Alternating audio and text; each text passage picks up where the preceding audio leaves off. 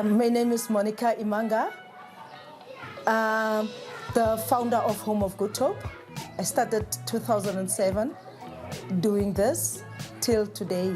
Home of Groot Aub, when I started with Home of Groot Aub, I started with 45 children, and all these children were like HIV positive.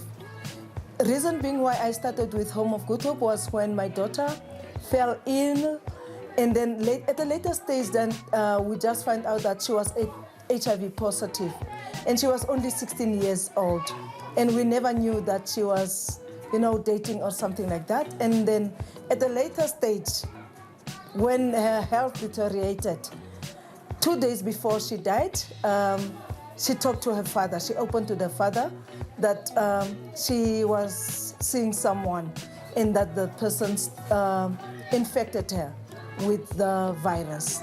So after those 3 days, then she passed on. And when she passed on, I was a manager at Ravendale Guest House by then.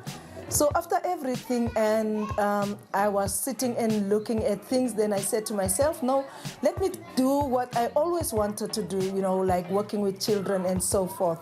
So that's when I started with the Home of Groot Aub. Some of them are no more, and some of them are still alive, but life goes on then, yeah.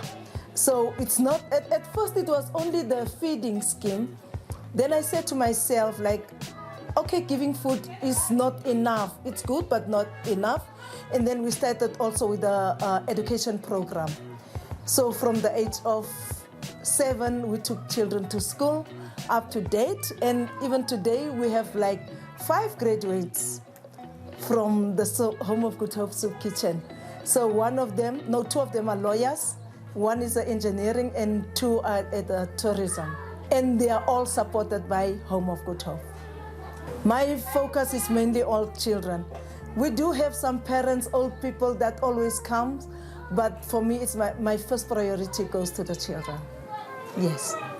Every Wednesday, we receive donations from the Emmanuel Church, and we do cook for the children from the food that we get. And then for some of the children because some of the children, this is just the first and the last meal. So we do have a list of them. So when we receive some of the meat bones, we cut them to be smaller, and then we also donate to those parents, to those households, which is a great help for them, yes. We have, from the kindergarten, we have 25 children from the kindergarten. And we also have the German classes and homework classes, which is occupied by almost 40 children. We applied 2010. We applied for a piece of land, and 3 times they were illegally occupied.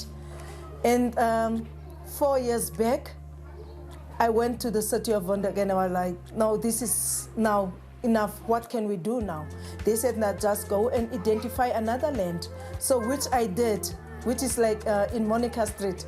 I identified a piece of land by the grace of God last year, the 30th of November.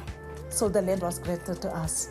So now our plan is to build and to take some of the kids in. Like an orphanage, especially the babies. The focus will be more on babies, because even our counselor came in Monica, why don't you help us because of the baby dumping and so forth? Then I was like, once we have the place, we'll take some babies in.